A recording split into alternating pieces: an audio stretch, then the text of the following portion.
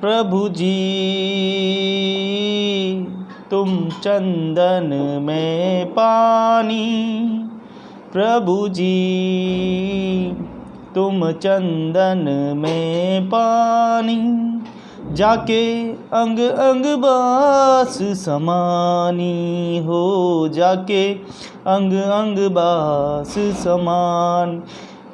प्रभु जी तुम बादल हम मोरा, प्रभु जी तुम बादल हम मोरा, जैसे चितवन चान चकोरा, जैसे चितवन चान चकोरा। प्रभु जी तुम दीपक हम बाती, प्रभु जी तुम दीपक हम जाकी ज्योत जले दिन राती, जाकी ज्योत जले दिन राती। प्रभु जी तुम मोती हम धागा, प्रभु जी तुम मोती हम धागा, जैसे सोने मिले सुहागा, जैसे सोने मिले सुहागा।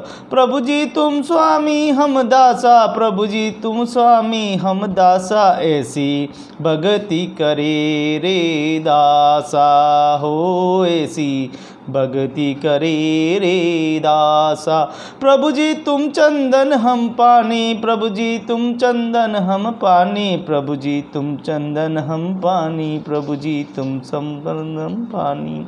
आइए एक गीत की ओर ले जाते। सावरिया है सेठ, सावरिया है सेठ, मेरी राधा जी से ठानी है, सावरिया है सेठ, सावरिया है सेठ, मेरी राधा जी से ठानी है, ये सारी दुनिया जानी है, सावरिया है सेठ। सुख दुख में राधा जी, सुख दुख में सावरिया, सुख दुख में सावरिया, सुख दुख में राधा जी सदा मेरे साथ है हो। मेरी पीड़ा दूर करे, मेरी पीड़ा दूर करे, रख ले मेरी बात है हो। नरसी जीरो काम, नरसी जीरो काम, अर्जी लगानो है, नरसी जीरो काम, नरसी जीरो काम, बस अर्जी लगानो है, ये सारी दुनिया जानी है, सावरिया है सेठ, सावरिया है सेठ, मेरी राधा जी से ठानी है, सावरिया है सेठ, सावरिया है सेठ, मेरी राधा जी से ठानी है, ये सारी दुनिया जानी है, सावरिया है सेठ। न अन्न की कमी है, न धन की कमी है, बरियो भंडार है हो। न अन्न की कमी है, न धन की कमी है, बरियो भंडार है हो। सावरिया राधा जी भगत भक्तारी राखे, सावरिया राधा जी लत भक्तारी राखे, लुटावे प्यार है हो। सावरिया है सेठ, सावरिया है सेठ, मेरी राधा जी से ठानी है, सावरिया है सेठ। देवे ये छप्पर फाड़, नहीं इंसा कोई दानी है, देवे छप्पर फाड़, और देवे छप्पर फाड़, नहीं इंसा कोई दानी है, ये सारी दुनिया जाने है, सावरिया है सेठ, सावरिया है सेठ, मेरी राधा जी से ठानी है, सावरिया है सेठ। आइए कुछ रचनाएं पढ़ते हैं जो आपके मन को छू जाएगी। लाली मेरे लाल की, लाली मेरे लाल की, जित देखूं उत लाल, लाली देखन में चला, और मैं भी हो गया लाल, मैं भी हो गया लाल। अर्थात ये होता है कि जब हम प्रभु के दर्शन करने जाते हैं तो हम भी प्रभु के साथ उनके हृदय में ऐसे बस जाते हैं, तो हम भी प्रभु के दर्शन करके हम अपने आप को बहुत गौरवान्वित महसूस करते हैं। ऊंचे कुल में जन्मिया करनी ऊंची न होय, ऊंचे कुल में जन्म लिया करनी ऊंची न होय।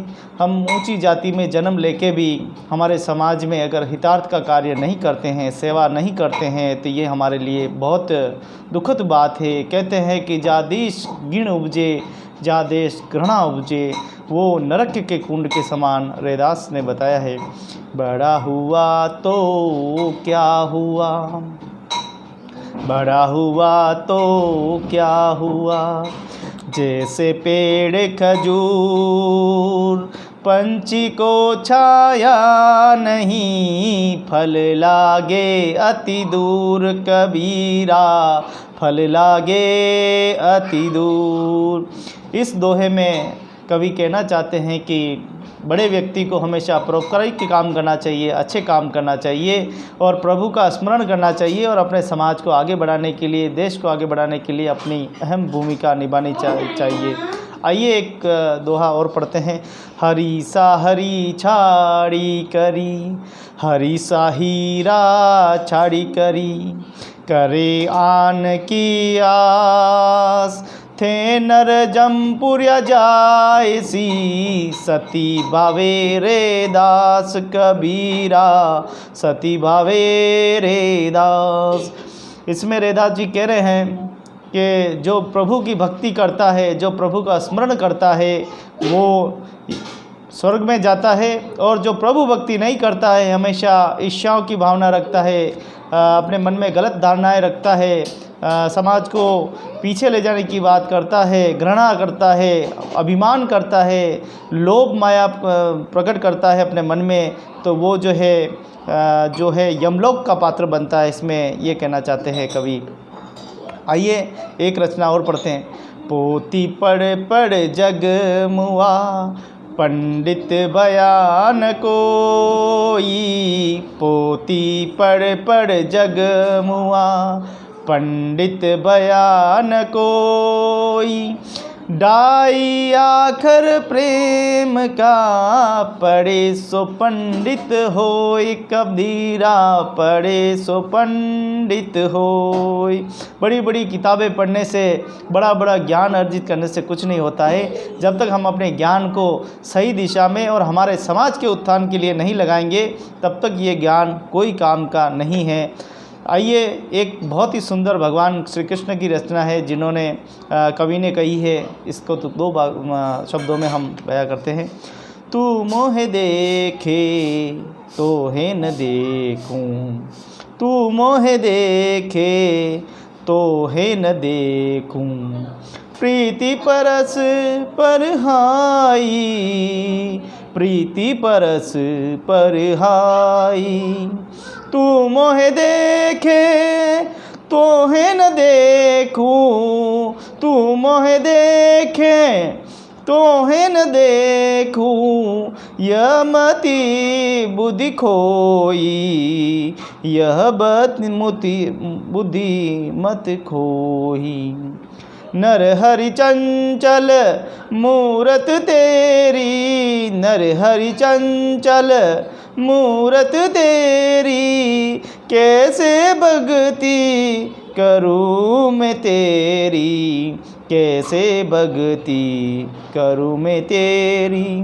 तू मोहे देखे तो है न देखूं, तू मोहे देखे तो है न देखूं, तू मोहे देखे तो है न देखूं। तो आप देखें कि हम प्रभु को नहीं देख सकते, लेकिन प्रभु जो है हमें देख सकते हैं। कवि कहना चाहता है कि सब घट अंतर, सब घट अंतर, सब घट अंतर, रश्मि निरंतर, मैं देखन नहीं जाना, मैं देखन नहीं जाना। गुण सब तोर मोर ओगन, गुर तो सब तोर मोर सब ओगन, कर उपकार माना, कर उपकार ही माना। तो ईश्वर को, उनका तो बड़ा रूप है, हम नहीं जानते वो उनकी मूरत कैसी होगी, हम नहीं पता है, लेकिन हम मूर्ति के सामने पूजा करते हैं और हम उन्हीं को स्मरण मानते हैं, यही हमारे भगवान, ऐसी हम कल्पना करते हैं। ईश्वर हमें देख सकते हैं लेकिन हम ईश्वर को नहीं देख सकते। कभी कहना चाहता है कि आपकी जो नेत्र है वो पूरी दुनिया को देख सकते हैं, आप धरती पे, आसमान में, जहाँ भी हर एक पत्ते को, जड़ को देख सकते हैं, लेकिन मेरी दृष्टि सर्वव्यापी नहीं, मैं आपको नहीं देख सकता है। आइए कुछ मीरा की रचने हैं, उससे मैं आपको थोड़ा सा अवगत कराता हूँ कि मीराबाई की एक भक्ति काल की एक रचना है। मैं गिरधर के घर जाऊँ, मैं गिरधर के घर जाऊँ, गिरधर मारो साचो प्रीतम, गिरधर मारो साचो प्रीतम, देख रूप लुभाऊं, देख रूप लुभाऊं, मैं गिरधर के घर जाऊं, रेण पड़े तब ही उठ जाऊं, बोर बहे उठ जाऊं, रेण दिनावा के संग खेलूं, जू तू आहें लुभाऊं, जो पहनावे सोई पहनूं, जो पहनावे सोही पहनूं, मेरी उनकी प्रीति पुरानी, मेरी उनकी प्रीति पुरानी, उन बिन मैं पल नहीं रह पाऊँ, जहाँ बेटावे तिहीं बैठूं, बेचे तो बिक जाऊं, मीरा के प्रभु गिरधर नागर, गिरधर नागर, बार बार बलि जाऊं, मैं गिरधर के घर जाऊं, मैं गिरधर के घर जाऊं। तो ये मीराबाई की एक रचना थी जो भक्ति काल की रचना ही, जिसमें मीराबाई भगवान कृष्ण के प्रति समर्पण भाव से कहती है कि मैं गिरधर के घर जाती हूँ और शाम को चली जाती हूँ और प्रातः वापस घर पे लौट के आती हूँ। भक्ति में समर्पण भाव में वो कहती है कि जहाँ बैठाते हैं प्रभु वहीं मैं बैठ जाती हूँ, अगर वो मुझे बेचेंगे तो भी मैं हंसते हंसते बिक जाऊँगी। मेरे तो हृदय में प्रभु गिरधर, उनकी मूर्त मेरे हृदय में बस गई है और वो मेरे प्रभु हैं। और मीरा इसमें जो पूर्व जन्म की बात करती है उसमें रुक्मिणी जो होने का दावा करती है कि मैं अगले जन्म में आपकी रुक्मिणी थी।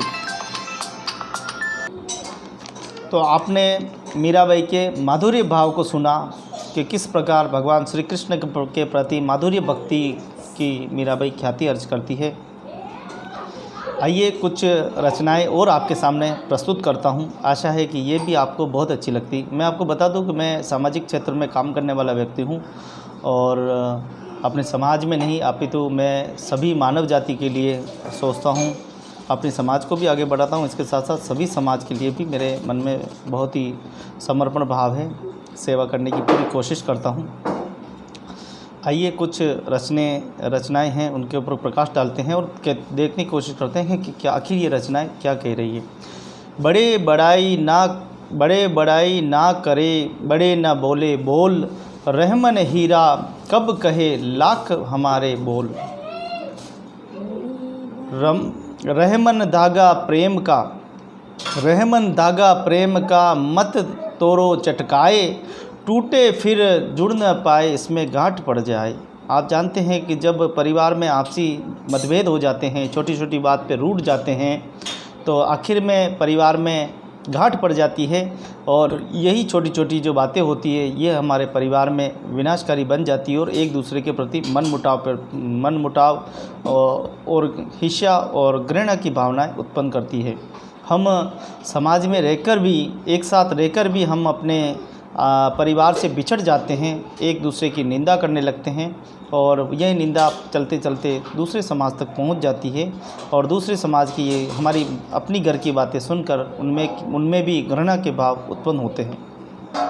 आइए कुछ और भी पढ़ते हैं। जो रहीम ओछो बदे, जो रहीम ओछो बदे, जो रहीम गति दीप की, यह रहीम निज संगले, यह रहीम निज संगले। इस दोहे में भी कवि कहना चाहते हैं कि हमें अच्छा रहना चाहिए, अच्छे स्वभाव से रहना चाहिए और जिस प्रकार से दीपक जलता है और दीपक जलता ऊपर है, उसकी रोशनी चारों ओर होती है, लेकिन दीपक अपने खुद का अंधेरा नहीं मिटा सकता, दिए तले अंधेरा जिसको हम कहते हैं। आइए कुछ और भी रचनाएं आपके सामने प्रस्तुत करते हैं। जो रहीम गति दीप की कुल कपूत गति सोए, बारे उजियारो लगे बड़े अंधेरो होए। जैसे कि मैंने अभी बताया कि दीपक जलता है, दूसरों को रोशनी देता है, हमें शिक्षा भी के लिए प्रेरित करता है, लेकिन दीपक के तीले तरह अंधेरा रहता है। इसीलिए हमें अपने को पहले देखना चाहिए कि हम में कोई दोस्त तो नहीं है, हम में क्या कोई कमी तो नहीं है, क्या हमारे संस्कारों में कोई कमी तो नहीं है। पहले अपने आप को देखें, हम फिर दूसरों को देखें।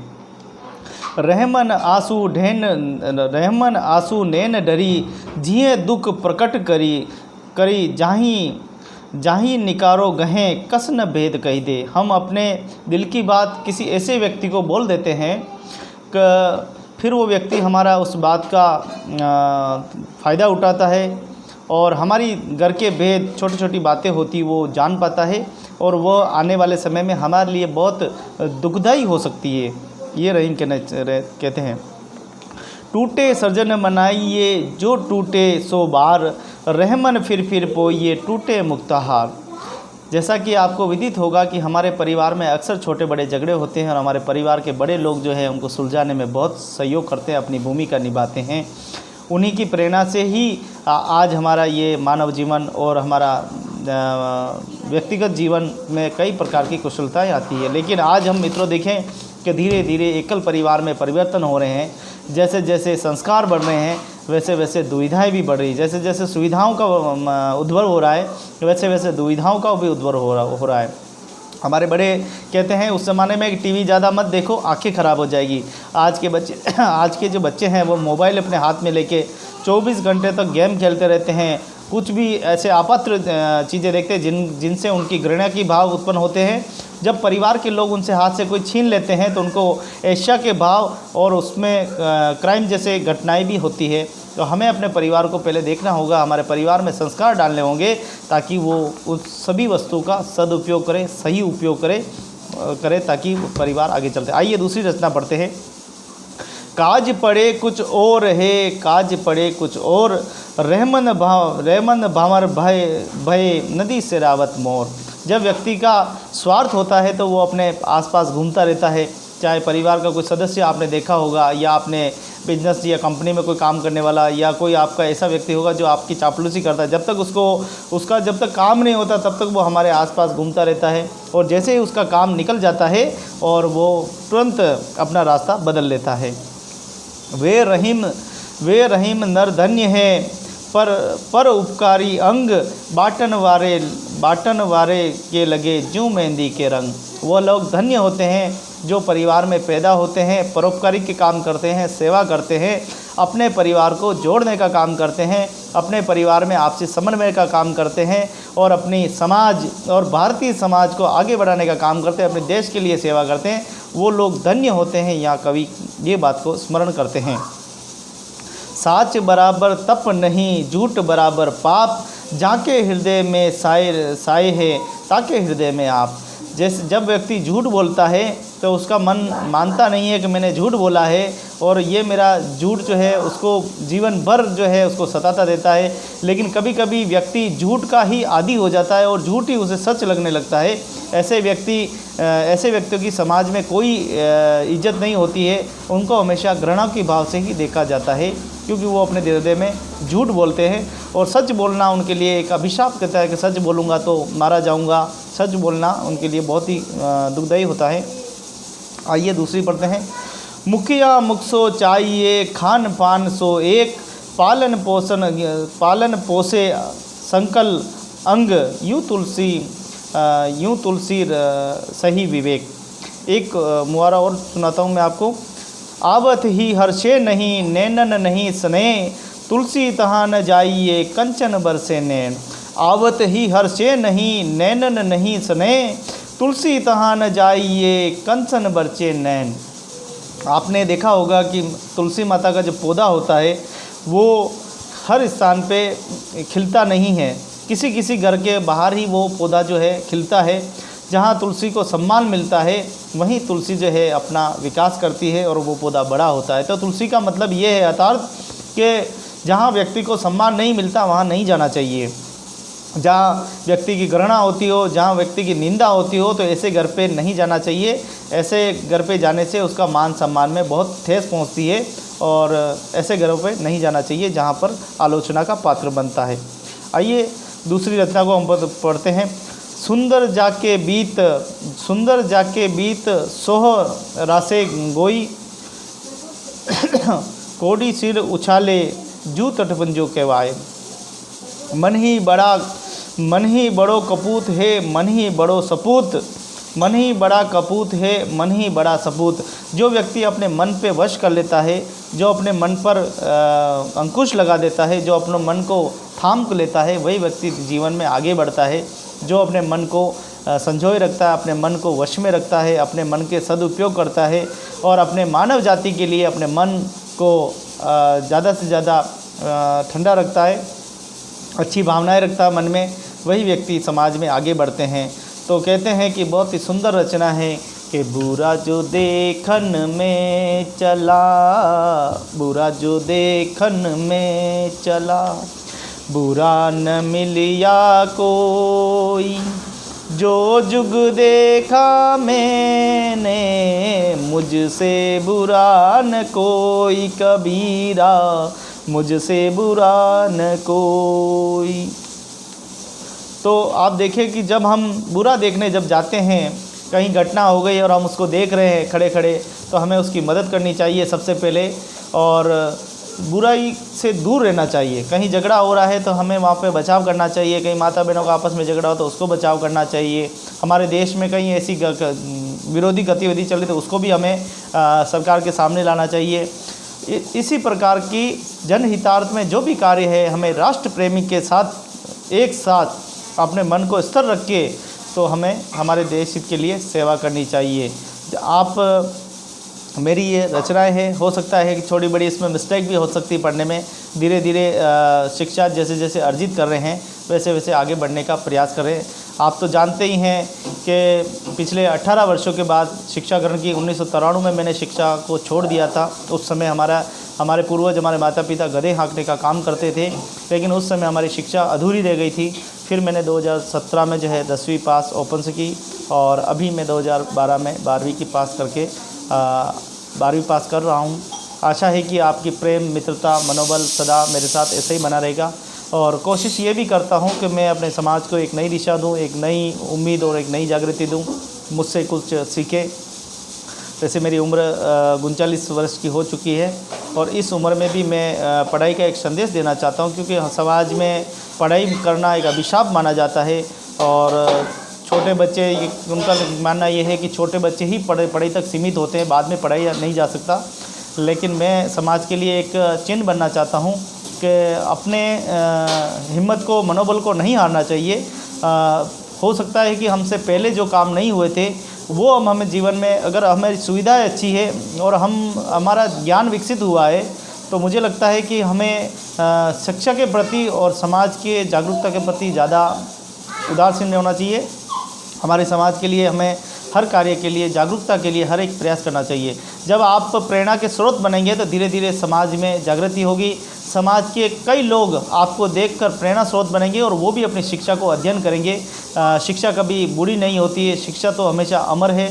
शिक्षा जितनी प्राप्त की जाए उतनी कम है। तो मैं बहुत गर्व महसूस करता हूँ कि जब मैं पढ़ाई करता हूँ तब मेरा ज्ञान वर्धन हो रहा है। जैसे जैसे टूटी फूटी रचनाओं को पढ़ने लगा हूँ, कुछ देश और दुनिया के बारे में जानकारी रखने लगा हूँ। जैसा मैं हूँ, जैसा मेरा परिवार भी है, और मेरा परिवार मुझे बहुत सपोर्ट करता है।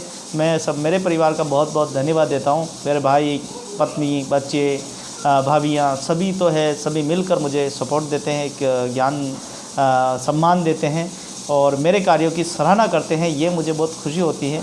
मैं गरीब होकर भी उन लोगों की मदद करता हूँ जो मुझसे भी ज़्यादा गरीब होते हैं, पिछड़े होते हैं। तो मुझे ये सेवा का अवसर मिला है, मैं बहुत सौभाग्यशाली हूँ। पिछले मेरे 7 पुष्टों में भी जो कभी ऐसी सेवा नहीं की थी होगी मानव जाति के लिए, वो मुझे सेवा करने का अवसर प्राप्त हो रहा है। और ये सेवा का अवसर प्राप्त तभी होता है जब घर के अंदर लक्ष्मी जो होती है, हमारी पत्नी, वो आती है, तब घर के वातावरण को बदल देती है। जब आप भी माता बहनें से मैं निवेदन करना चाहता हूँ कि जब भी आप भी अपनी बेटी का शादी कराएं तो उससे यही कहें कि जिस घर में भी वो जाए हमेशा वहाँ पर भगवान की भक्ति, चाहे वो किसी भी धर्म के हो, चाहे वो हिंदू, मुस्लिम, सिख, ईसाई किसी भी धर्म के हो, तो अपने भक्ति और अपने ज्ञान और विवेक से अपने परिवार में स्वच्छता का वातावरण स्थापित करें। अगर कोई बुराई है उस घर में तो उसको निकाल कर फेंके और अपने घर को स्वच्छ करने में पूरा सहयोग करें। अगर आप स्वयं इस विचारधारणा के आदी हो जाएंगे तो फिर आपके घर आगे नहीं चल पाएगा और आपके घर में भी वही रूढ़िवादी परंपराएं जन्म लेती रहेगी और हमारा ये मानव जीवन जो है कुछ काम नहीं आएगा। हम ऐसे लगेगा जैसे धरती के ऊपर हम बोझ की तरह जन्मे थे और बोझ की तरह मर गए। लोग 12 दिनों के बाद भूल जाएंगे, कोई हमको याद नहीं करेगा। तो इसलिए मैं सभी से आग्रह करता हूँ कि आप अपने जीवन को ऐसे जिए कि इस 21वीं सदी के आधुनिक युग में हम कुछ कर गुजरें और हम अपने समाज को, हमें भारतीय समाज को आगे बढ़ाने का काम करें, जन जागृति करें। हमारे समाज में जो कुरीतियाँ हैं, बाल विवाह है, कन्या भ्रूण हत्या है, प्रदूषण वातावरण है, जो भी बुराएं हैं उनको ख़त्म करने में हम पूरे सहभागिता निभाएं। और आज समाज के सबसे बड़ी जो चुनौती है वो है नशा। आज के युग में युवा नशा करते जा रहे हैं। नवयुवक जो 40 साल की उम्र है वो नशा छोड़ते जा रहे हैं और किशोर जो है नए आधुनिक तरीके से नशा करते जा रहे हैं। नशे से न सिर्फ वो बर्बाद हो रहे हैं, उनके घर और परिवार और उनका शरीर सभी बर्बाद हो रहा है। मैं निवेदन करना चाहता हूं कि ऐसे परिवारों की रक्षा करना हमारा दायित्व है। अगर वो हमारे परिवार का सदस्य है, वो हमारे बुआ का लड़का है, वो हमारे बुआ की लड़की, आजकल महिलाएं भी नशा करने में पीछे नहीं है। मोटे घर में ऊँचे कुल में जन्मिया, करनी ऊँची न होए। जिस घर में जैसे संस्कार मिलते हैं व्यक्ति वैसे ही करता है। अगर पिताजी घर में नशा करते हैं निश्चित रूप से उनके घर में भी नशा करने की पद्धति पूरे परिवार में फैल जाती है। छोटी छोटी परंपराओं के नाम पे हमारा घर जो है प्रशिक्षण केंद्र बना हुआ है। इसीलिए हमें अपने घर से ही, परिवार से ही शुरुआत करनी होगी, तभी ये एक नई जागृति हो सकती है, अन्यथा नहीं हो सकती। हम एक प्रयास करें, हम अपने समाज को आगे ले जाएं। समाज कोई एक समाज नहीं होता है, पूरा भारतीय समाज होता है और भारतीय समाज के बारे में हमें चिंता करने की ज़रूरत है। जब हम निस्वार्थ भावना से उनके बारे में सोचेंगे तो निश्चित रूप से समाज हमारे बारे में भी सोचेगा और एक न एक दिन उनको समझ पैदा होगी। कहते हैं कि जब तू बंदे इस धरती पर आया था तो सारा जग हंस रहा था, ताली बजा रहा था, मिठाई बांट रहा था, लेकिन करनी ऐसी कीजिए कि जब तू इस धरती से जाए तो लोग आंसू बहाते बहाते थक जाए और हम उनकी गाताएं गाते गाते थक जाए। ऐसे करनी कीजिए ताकि मानव जीवन जो हमारा सार्थक हो और मानव जीवन को हम कुछ संदेश दे सके। मेरा लॉजिक पढ़ाई लिखाई करके कोई नौकरी पाना नहीं है। मेरा जो शिक्षा ग्रहण करने का महत्व ये है कि हमारी इस रूढ़िवादी परंपराओं को ख़त्म करने में और एक नए समाज की स्थापना करने में। जैसा कि आप देखें कि आधुनिक काल आया, फिर मध्य उत्तर काल आया, श्रृंगार काल आया, सभी कालों में अलग अलग समाजों के हमारे महान हस्तियों ने आगे बढ़कर, राजा मोहन राय जैसे महान विभूतियों ने हमारे समाज के लिए इस प्रतिस्पर्धा को ख़त्म करने में, रूढ़िवादियों को ख़त्म करने में अहम भूमिका निभाई थी। क्यों ना हम सब मिलके आज 21वीं सदी में जो रूढ़िवादिता जो छाई हुई है उनको मिटाने का प्रयास करें। हो सकता है कि इसमें हमें नकारात्मक और सकारात्मक दो परिणाम मिलते हैं, लेकिन हम नकारात्मक परिणाम की ओर नहीं देखें, हम सकारात्मक परिणाम की ओर देखें और आगे बढ़ते रहें। जैसा कि समाज में जन जागृति लगातार चल रही है और एक समाज में सभी समाजों में लगातार जन जागृति, आजकल पहले समाज के लिए लोग सोचने नहीं थे, अब बड़ी प्रसन्नता होती है कि भगवान में भी श्रद्धा होने लगी है। हर धर्म के लोगों में अपनी अपनी श्रद्धाएं होने लगी है अपने धर्म के प्रति, वह भी बड़े भावुक भावनाओं से होकर अपने समाज का विकास भी कर रहे हैं और अपना स्वयं का विकास भी कर रहे हैं। तो आइए हम सब इस विकास में अपनी सहभागिता निभाएं और मेरे इस YouTube चैनल पे वीडियो पे आप देखने के लिए आपका मैं बहुत बहुत धन्यवाद देता हूं कि आप मेरे वीडियो के माध्यम से अच्छी अच्छी जानकारियां सुनते रहते हैं। मैं अपने आप को बहुत गौरवान्वित महसूस करता हूं कि आप मेरे इन छोटे से वीडियो के एक मेरे जैसे तुच्छ व्यक्ति को आप सुनते हैं, जिसको कोई इतना बड़ा तो ज्ञान नहीं है, लेकिन जो भी ज्ञान आपके सामने जो मेरे किताबों के माध्यम से और अपने गुरुजनों के माध्यम से जो सीखा है वो ज्ञान मैं आपके बीच में रखने की कोशिश करता हूँ। मैं सभी भारतीय से, मेरे समाज के और सभी भारतीय समाज के लोगों से निवेदन करना चाहता हूँ, आइए हम सभी प्रेम और मित्रता के साथ रहें।